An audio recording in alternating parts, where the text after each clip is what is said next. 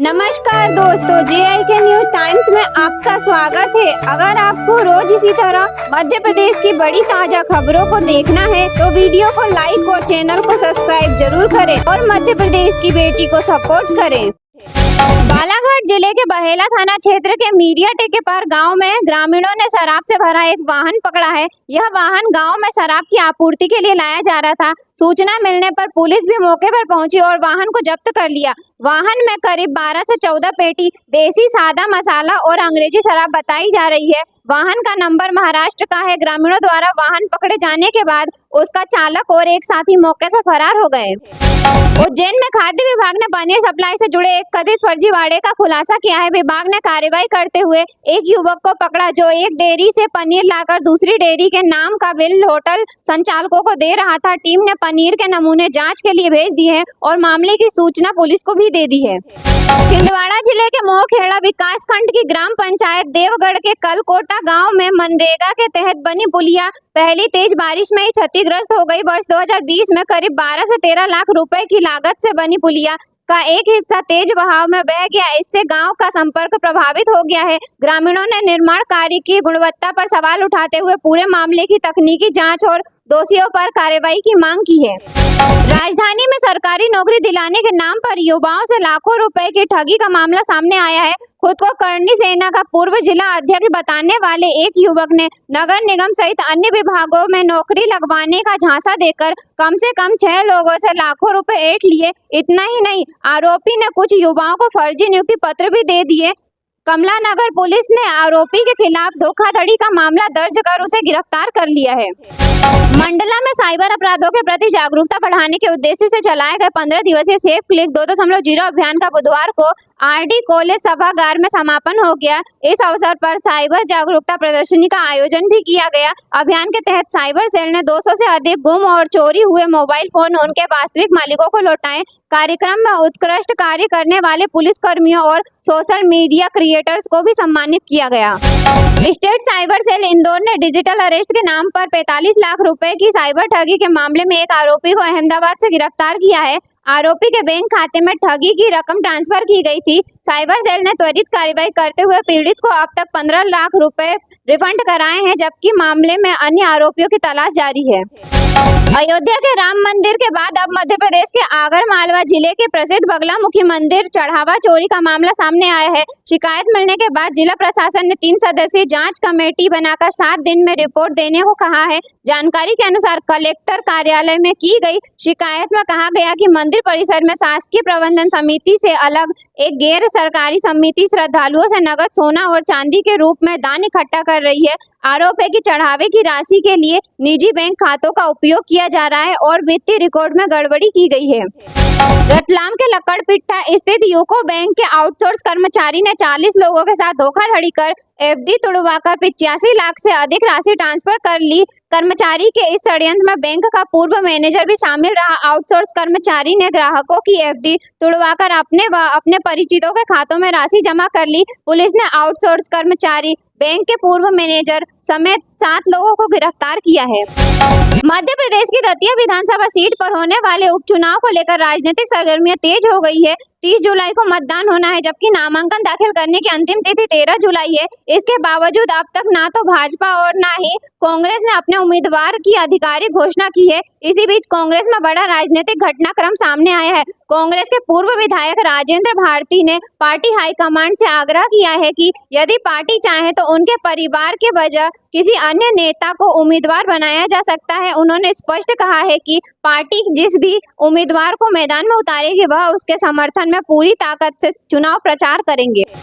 मध्य प्रदेश सरकार ने राज्य के सरकारी कर्मचारियों के लंबे समय से लंबित पदोन्नति प्रक्रिया को हरी झंडी दे दी है। सामान्य प्रशासन विभाग ने इस संबंध में मध्य प्रदेश लोक सेवा पदोन्नति नियम 2025 के तहत आदेश जारी किया है। एडवोकेट जनरल की कानूनी राय के बाद विभागीय पदोन्नति समितियों के गठन और प्रक्रिया को आगे बढ़ाने के निर्देश दिए गए हैं। आगर मालवा जिले के सुप्रसिद्ध मां बगलामुखी मंदिर में निजी बैंक खातों के जरिए अवैध रूप से चंदा वसूलने की शिकायतों के बाद सरकार ने कड़ा रुख अपनाया है। कलेक्टर ने जिला पंचायत CEO की अध्यक्षता में एक 3 सदस्यीय जांच समिति का गठन किया है। जो मंदिर परिसर के खातों और रसीदों की सघनता से जांच करेगी। मध्य प्रदेश भाजपा की आगामी प्रदेश कार्य समिति की बैठक धार्मिक नगरी ओरछा में आयोजित की जाएगी। 2 दिवसीय इस संगठनात्मक बैठक में आगामी रणनीति, सांगठनिक सुदृढ़ीकरण और सरकार की योजनाओं को जन जन तक पहुंचाने के रोडमैप पर विस्तृत विचार विमर्श किया जाएगा। बैठक में प्रदेश स्तर के वरिष्ठ पदाधिकारी शामिल होंगे। प्रधानमंत्री पोषण शक्ति निर्माण योजना के तहत आज मध्य प्रदेश के 70,000 से अधिक सरकारी स्कूलों में मध्याह्न भोजन का सफल संचालन किया गया। आधिकारिक आंकड़ों के अनुसार राज्य में आज 25 लाख से अधिक स्कूली बच्चों को पोषण युक्त और गुणवत्तापूर्ण भोजन परोसा गया, जिसकी रिपोर्ट ऑनलाइन पोर्टल पर दर्ज की गई है।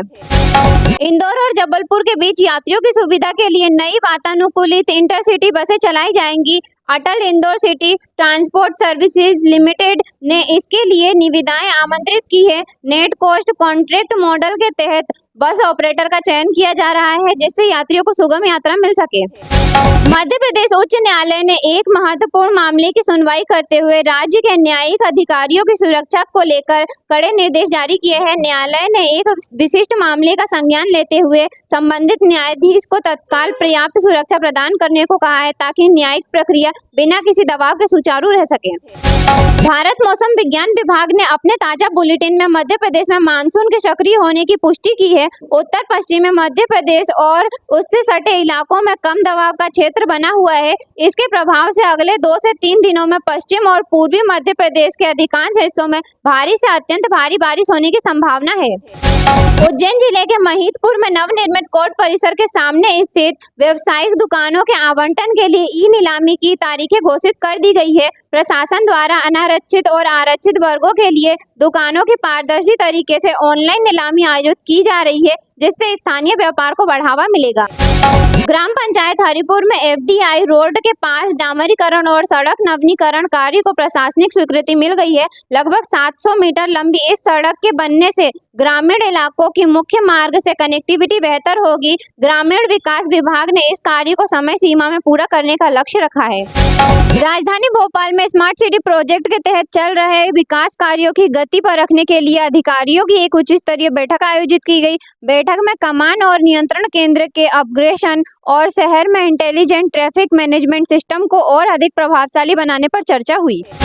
जयपुर में आयोजित 19वें राष्ट्रीय ई गवर्नेंस सम्मेलन में तकनीकी नवाचारों को लेकर मध्य प्रदेश की पहलों की सराहना की गई। राज्य के स्वास्थ्य और प्रशासनिक विभागों द्वारा नागरिकों को प्रदान की जा रही डिजिटल सेवाओं और AI आधारित प्रणालियों को भविष्य के लिए एक बेहतरीन मॉडल बताया गया।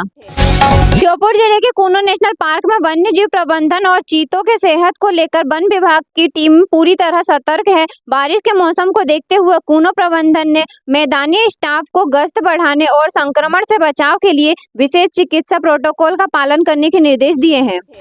ग्वालियर जिले के ग्रामीण क्षेत्रों में महिलाओं और युवाओं को डिजिटल रूप से साक्षर बनाने के लिए चलाए जा रहे सरकारी अभियान के सकारात्मक परिणाम सामने आ रहे हैं। IT विभाग के सहयोग से संचालित इन केंद्रों पर ग्रामीण आबादी को ऑनलाइन बैंकिंग और सरकारी योजनाओं के आवेदन का प्रशिक्षण दिया जा रहा है।